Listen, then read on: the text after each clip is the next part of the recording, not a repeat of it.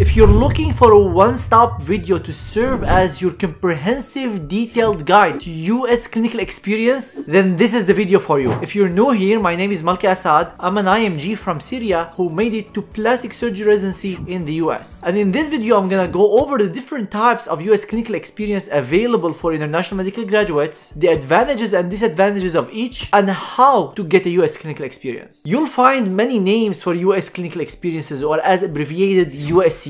I'm sure you've heard electives, externships, hands-on US clinical experience, observerships, and the list goes on. But personally, I like to divide US clinical experiences into two main categories: electives and observerships. And let's start with electives. Electives are US clinical experiences or rotations offered for medical students at the end of their medical school, generally the last year of your medical school. Electives are sometimes called sub-internships or sub-Is or acting internships, because that final year medical student acts as an intern. So let's start with the requirements of getting an elective. Electives are offered for medical students who are still enrolled in a medical school at the time of doing the elective, which means if you graduated from your medical school, you're not eligible for electives. So being a medical student at the time of doing the elective is the first requirement for electives. Second requirement is generally having step 1. Not all schools require to have a step 1 to do an elective, but the majority of them do. The third requirement is having your school as part of the VSLO, Visiting Student Learning Opportunities. The VSLO is a program that matches medical students looking for rotations, including US medical students. It matches them with hospitals that offer such rotations. And you'll notice that the majority of electives offered in the United States only accept students through the VSLO. Another thing you'll notice is that the majority of international medical schools are not part of the VSLO, and that's a huge limitation for IMGs getting electives in the US. However, the good news is there are still some medical schools that accept international medical graduates or students outside the VSLO. So even if your medical school does not participate in the VSLO or is not part of the VSLO, you're still eligible to apply for these electives. And the better news is we made the process easier for you. We have made a detailed list of medical schools in the US that accept IMGs even if their medical school does not participate in the VSLO. And you can download this list by clicking on the link in the card above or the link in the description below. The fourth requirement is applying on time. You'll notice that many of these electives require you to apply 6 months ahead or 9 months ahead, and if you apply one day late, you might miss the deadline and you might not be eligible for doing the elective. So that's why having a detailed plan of when are you planning to do the electives, where are you planning to do that, having step 1 done is key in securing electives before you graduate. The fifth requirement is paying the fee. You'll notice that the majority of these electives are very expensive, and they generally range between $3,000 to $6,000 for 1 month elective. However, very few electives in the US are offered for free. So now that we talked about the requirements of getting an elective, let's talk about what do you do during an elective. If you are lucky to get an elective in the US, you will function as a 4th year medical student in the US. So if you're doing an internal medicine rotation, you'll get access to the medical records, you will examine the patient, take history, round with the team. So you will function as an intern or a 4th year US medical student. If you're doing a surgery rotation, you'd be able to scrub in, help the team, assist with the cases, put few sutures, and of course get access to the medical record, take history, do physical exam, etc. Which honestly is a great way to show your clinical skills and get LORs from reputable institutions showing your clinical skills and you doing stuff, doing physical exam,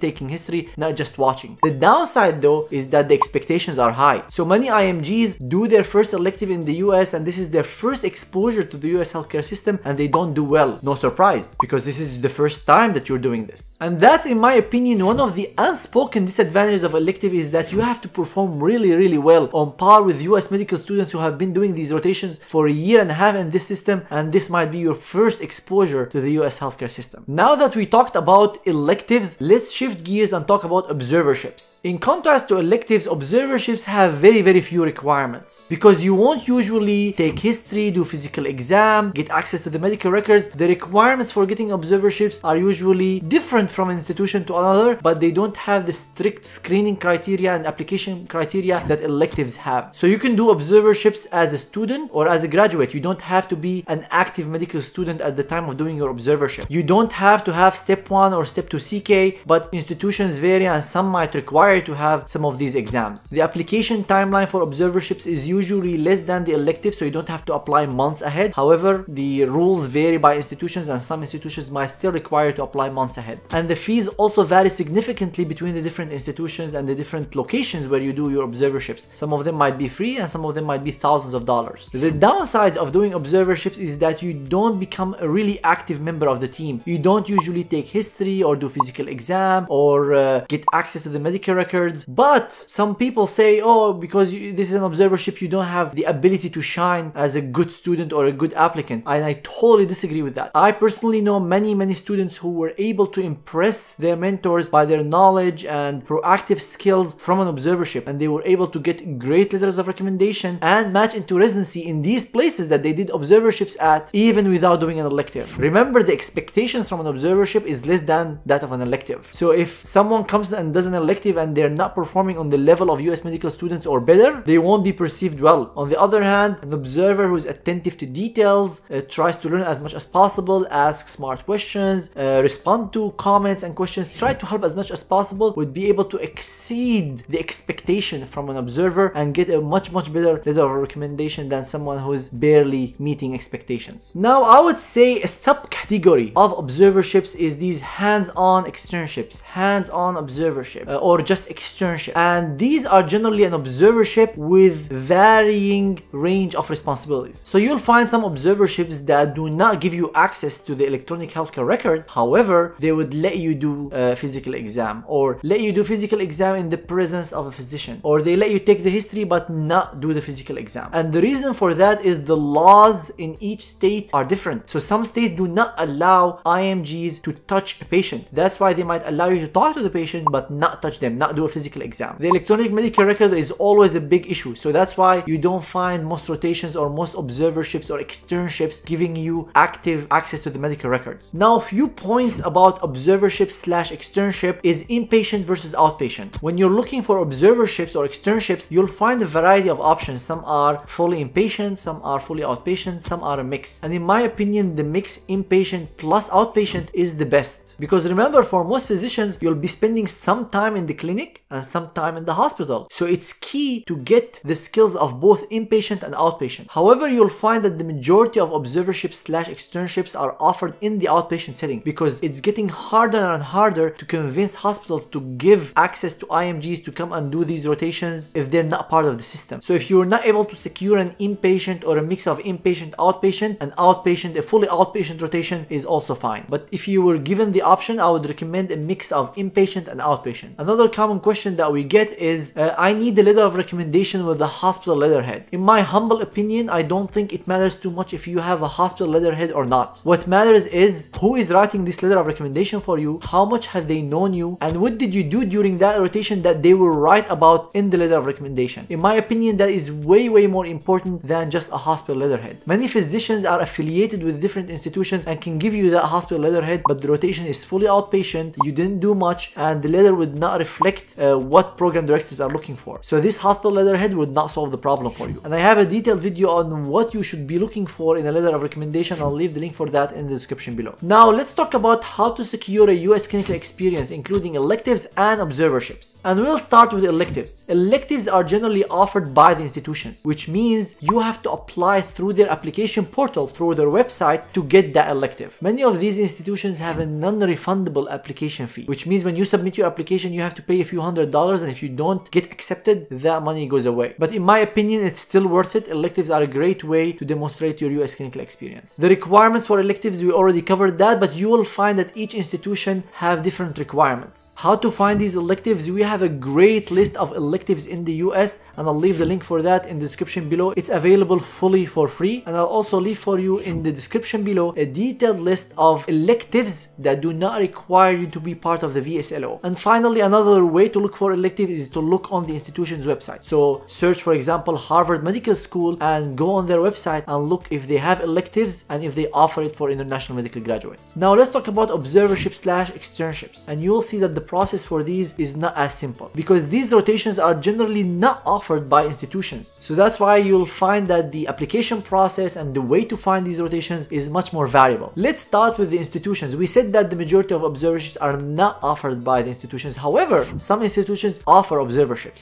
Some of these institutions have an application process similar to the electives, while while others require to have a sponsor. So you cannot apply on their website. You have to have a sponsor who needs to submit an application on your behalf for you to be accepted for that observership. And how can you tell? You have to go on the websites of the different institutions and look for a place that talks about observerships or externships. Another way to find observerships or externships is to talk to physicians directly. So look on Twitter or LinkedIn for physicians and ask them if they are interested in having you rotate with them. Just a heads up, it's gonna be very challenging to find a rotation through that route because these physicians receive hundreds of requests like that every week and it's almost impossible to accommodate everyone. Also, some might perceive this as a liability because if you come and do something wrong to their patients, that's a huge liability for the physician. So if you decide to pursue the route of contacting physicians directly on social media or through their email, just keep in mind that it's gonna be extremely challenging to find a rotation through that route unless you have a personal connection to that physician. Which brings me to the third way of finding observerships, which is personal connections. You might have a family friend or your colleagues is a friend with a resident somewhere or they're with a faculty somewhere else and they might be able to facilitate the rotation for you. Or someone from your medical school or from your city might sympathize with you and give you that rotation if you contact them. And finally, companies which charge you money for these rotations. Remember that the physicians are dedicating their time to teach you and have you rotate with them, so it's totally fine to pay the physicians and the companies some money in exchange for that experience. However, not all companies are created equal, so how do you know which company is good, which company is bad, which rotation is good, which rotation is bad? In my opinion, the best way, if somebody did a rotation in that place and you know them personally, that's a good testament that this rotation is legit. Another way to check the reputation of a company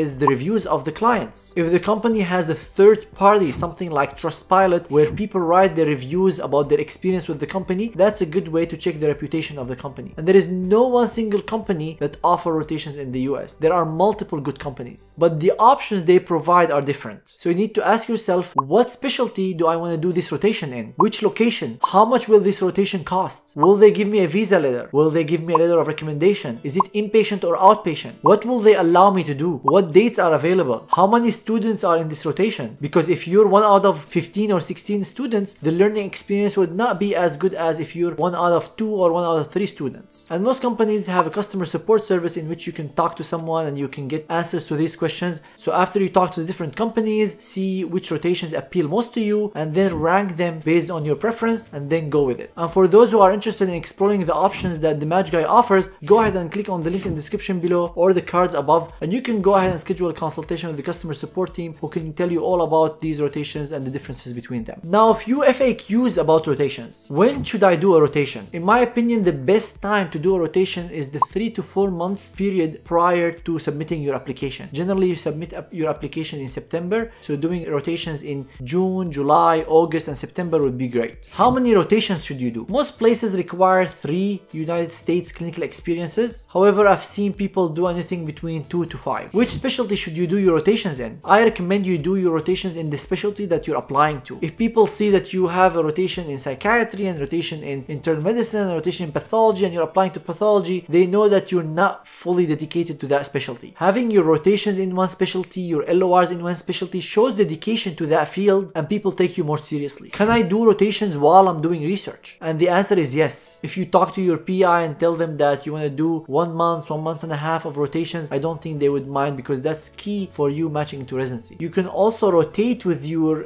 research PI because generally they have a clinical practice, so that will also count as a rotation. And for those who graduated already, so they're not eligible for electives and are looking to do a research position for a year or more, I highly recommend you do these rotations after you start your research. Why? Because now you would have connections that would get you much better rotations than before you start your research. And also you want these rotations to be close to the time when you apply to residency. As you can see, there are so many nuances to US clinical experiences, and this is only one aspect of your application. So you can imagine the same applies for your personal statement, ERA CV, how to build a competitive application for the residency spot, your interview skills, how to best prepare for interviews, and that's why we built multiple application packages for those applying to the match, starting from the silver, going to the gold, and ending with the platinum. And each package has different edits of your personal statement, ERA CV, different number of hours of advising, interview preparation, based on your needs and how much help you need when you're applying to the match. And you can check the great experiences of our students who got our match application packages and matched into their dream residency spot on Trustpilot. And we'll leave the link for that in the description below. So if you're interested in one of our match application packages, why don't you go ahead ahead and give it a try and call our customer support service, who will explain to you everything you need to know about these packages fully for free, because we want to help you succeed and match into residency. And before we end, make sure to check out the elective list that I told you about at the beginning of this video, and the list of electives that do not require VSLO. And we're also building a list of observerships in the US so we can make the job for you to find a rotation much easier. And I'll leave the link for all of these in the description below. If you found any value in this video, make sure to hit the like button, subscribe to the channel, and share this video with your colleague who's also looking for a USCE. Thank you everyone so much for watching, and good luck on your rotation.